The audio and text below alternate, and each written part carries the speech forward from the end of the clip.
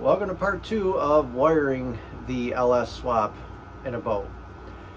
It's been a while. This video took a while to get out because of a multitude of reasons. And the first thing is sometimes when you're doing projects like this, things kind of just take a turn and blow up in your face. And that's exactly what happened to me with this project. It made it take significantly longer than it should have. I was in the process of stripping wires because I had laid the harness on the engine and then put the engine in the boat, and as I was stripping back wires to run them to their associated places up towards the front of the boat for ignition power and things like that, I ended up finding a bunch of corrosion in a couple of the wires, and I was like, well, that's strange. And I strip it back and it's corroded all the way through. So I don't know what the heck happened to that truck between the time that I bought it and previously, but it didn't make sense to use that harness. So this is accidentally going to become a comparison video or a two-part video, in that I went on Amazon and went and bought a cheap LS swap harness off of Amazon, and I will film that being grafted into the harness the way I was going to do the original Chevy harness. And that'll be a little bit of comparison of different options. I had a lot of things go on in the making of this video. It's summertime, it's busy, it's everybody's busy time. I've got absolutely swamped with customer work out of the blue. I had family come in from out of town to visit. We had birthday parties and just all kinds of things. So, it was work on it an hour here and work on it an hour there. So I know that this video may seem a little choppy as it goes through and kind of all over the place, but this has taken a month of just an hour here, an hour there, and all spliced together. So with that, I'm gonna go ahead and we'll dive in. All right, so I've got the engine inside. I'm sure that everybody's tired of hearing all the noises from me working outside, so I brought the engine inside the building here. Plus I get to have air conditioning because summer's here now in South Carolina and it is hot. But anyways, we're going to go ahead and drape this harness over top of this engine and start getting it lined up and set it where it needs to go. I think what I'm going to do, probably just try and pick an area that I know where to start that looks familiar, and then kind of go from there. Whoops, that'll be fine. Right, so set those there.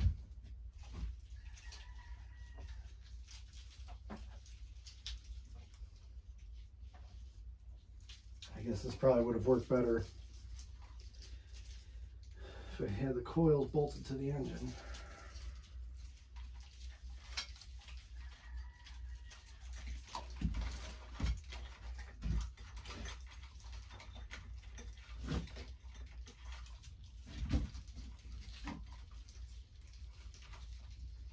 Trying to get it to the point where the injector harness is here, and that's going to be where I'm going to start. I think, I just saw it.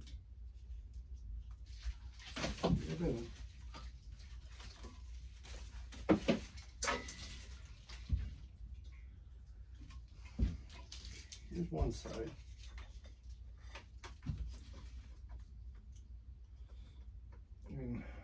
Go ahead and get these settled in.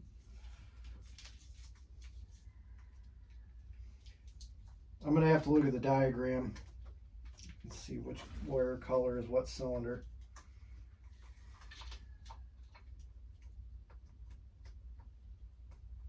Let's go ahead and do that now.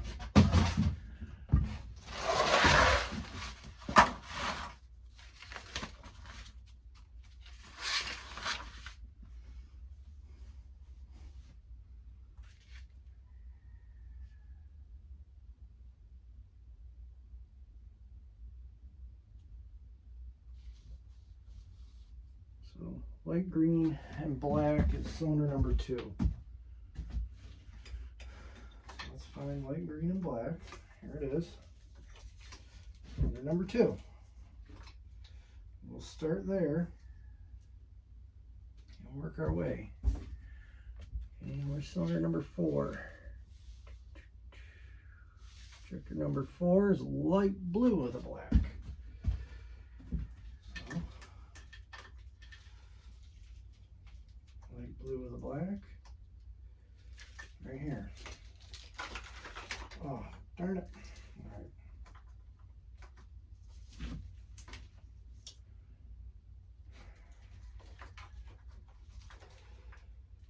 Where'd that light green go?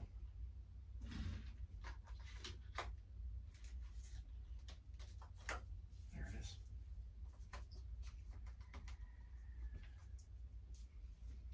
Cylinder 6.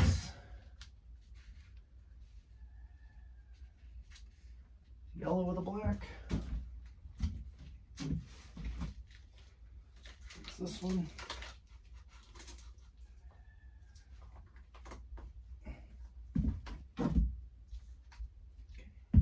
Cylinder 8. Dark blue with a white. It's right here. See? Not so bad.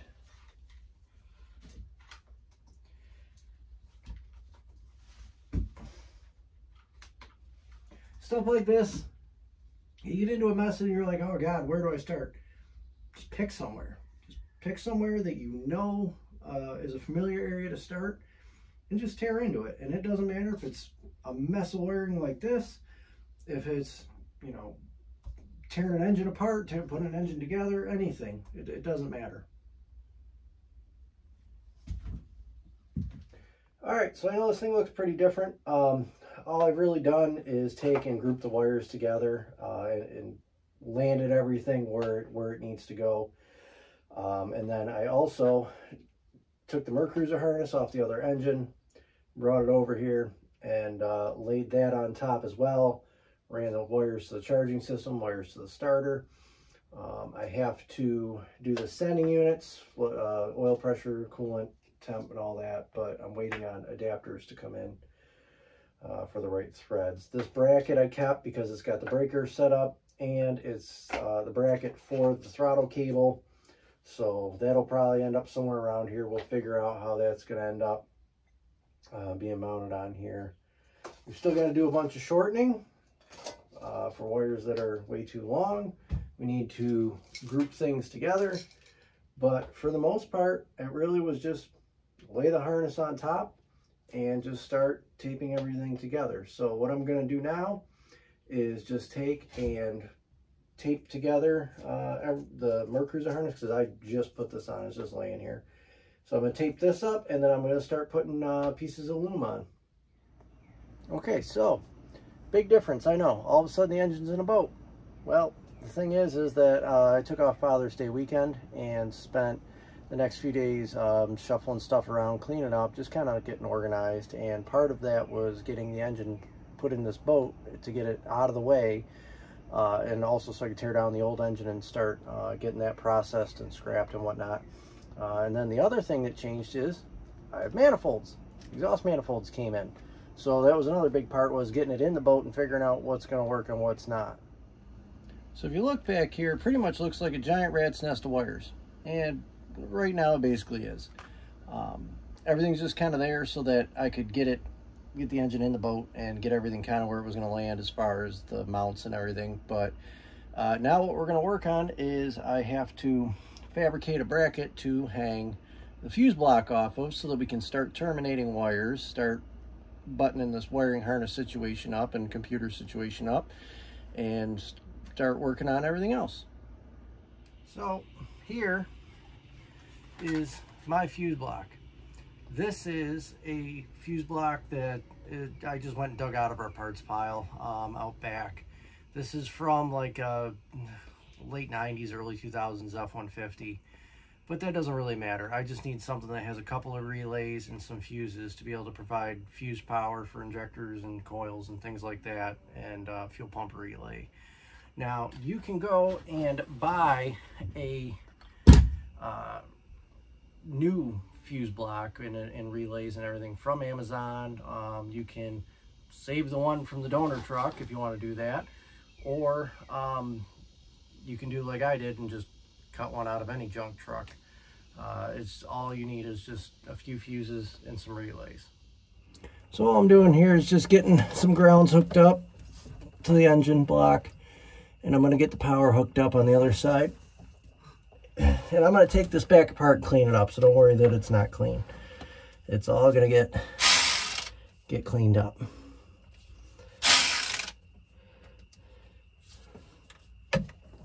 Ratchet in here.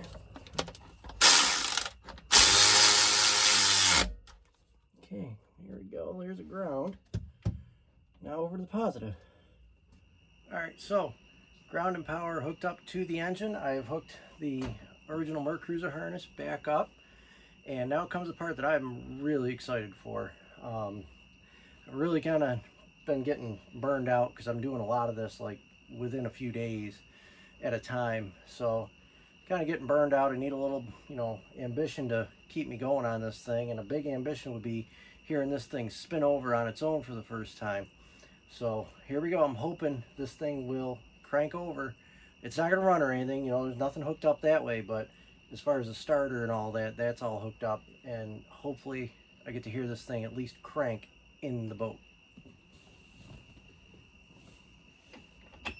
Oh, got an alarm. That's a good sign. That means that's working. Here we go.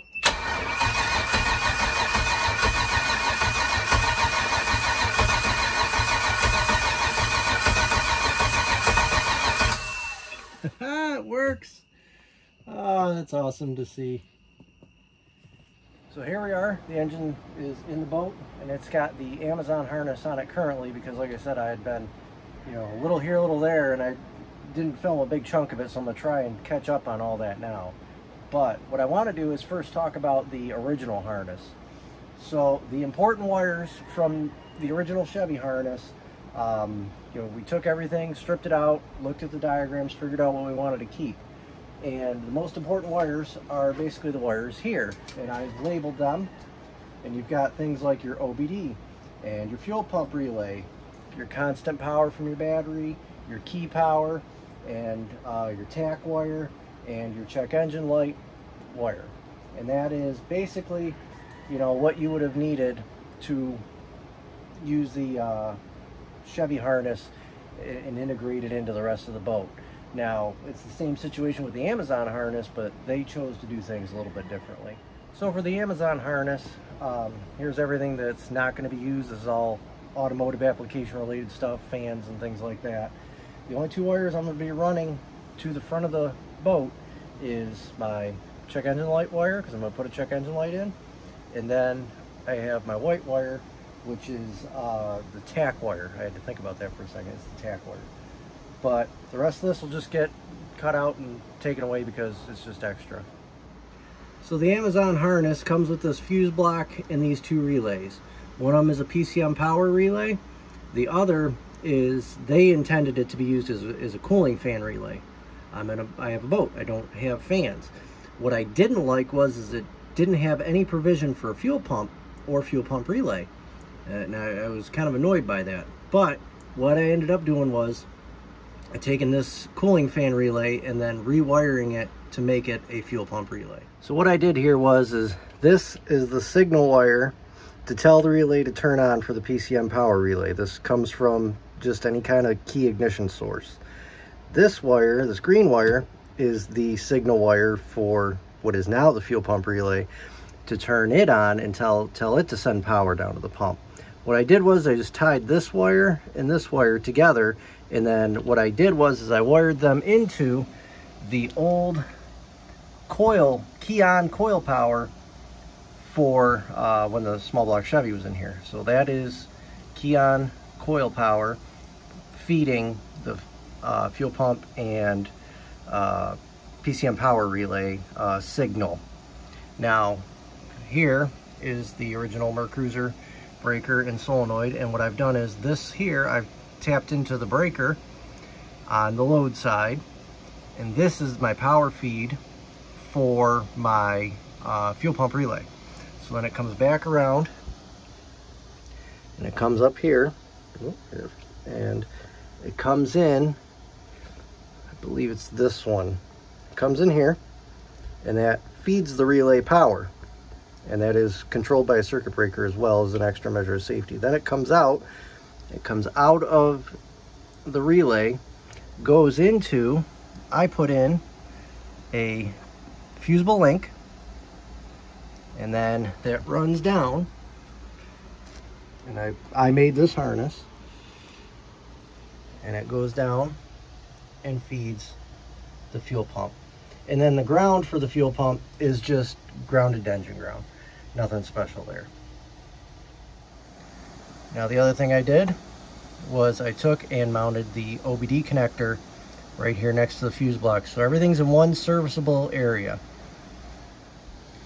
Now here we have the combination of the Mercruiser harness and the Amazon LS harness. For the charging system, the alternator is controlled by the computer with the Amazon harness. And then the load side that, you know, feeds and recharges the battery is right here. And this is the Mercruiser harness. It's the original Mercury harness there. Now I'm pretty sure I said this, and I think I showed it while the engine was out. But here's the original Mercruiser harness. This is your oil pressure sender to your gauge, so you can see your oil pressure. And this is the low oil pressure alarm wire, and that is that alarm signal switch, and they are just teed into a fitting and down into the engine where the original oil pressure sensor would have been. And then here on the back side of the engine is the Mercruiser water temperature sensor. That's for the gauge on the boat off the original Mercruiser harness. That other brown wire next to it is for the high water temperature alarm, and my intention is to plumb that into the exhaust port on the wet side, so that way if the water pump stops pumping and the exhaust gets hot pretty quick, you know, the alarm will sound and I'll know pretty quick.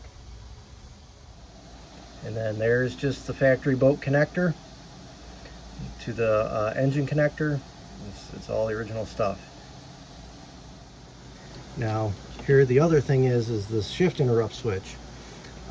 I'm not going to show that in this video. This is going to be its own video of how to interrupt the coils if you have an Alpha outdrive. If you've got a Bravo, you don't need to worry about it because they don't use it. But the Alpha, you got to have the switch to shut off the ignition for a split second so it'll shift. Otherwise the thing gets hung up in gear. I can't remember if I showed this or not. So here we are. This is the power from the battery, power to the LS harness to feed the Amazon harness. These are to the breaker, the part of the original Mercruiser breaker harness, and the yellow signal wire is part of the you know, start signal wire, and that's the original Mercruiser harness.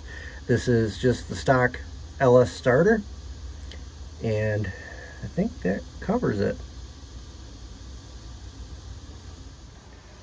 There is the LS computer that came out of the Chevy Suburban, and this is the Amazon harness plugged into it.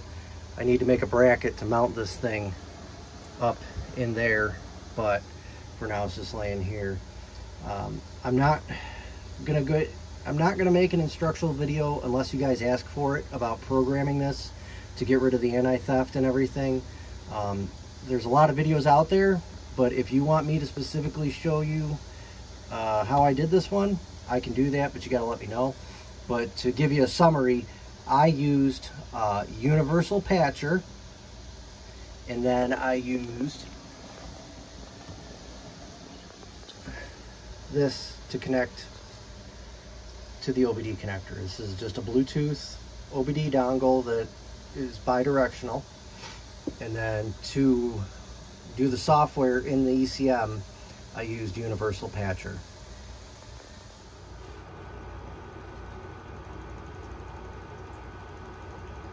So there we are. There's the overview of kind of buttoning up the electrical on the boat. I wish that I had done a little bit better filming as far as, like, you know, splicing and routing things and that, but I just didn't have time. because I was really, just like I say, picking away at it an hour at a time when I had spare time. So I feel like I covered everything pretty good in here, as far as what I did and what's ran to what and where and how. If there's anything that you feel that you have questions on that I missed, feel free to, down in the comments, ask me a question. I'll be happy to answer it. And if I get enough questions, then I'll realize that obviously I didn't cover it very well and I need to go back and do a better job of it. But beyond that, the next video should be probably going to be the plumbing for the fuel system, and I think I'm going to put the exhaust system into the same video as well. We'll see. But in the meantime, there's electrical. I'm wrapping this up, and we're going to move on. I'll see you in the next one.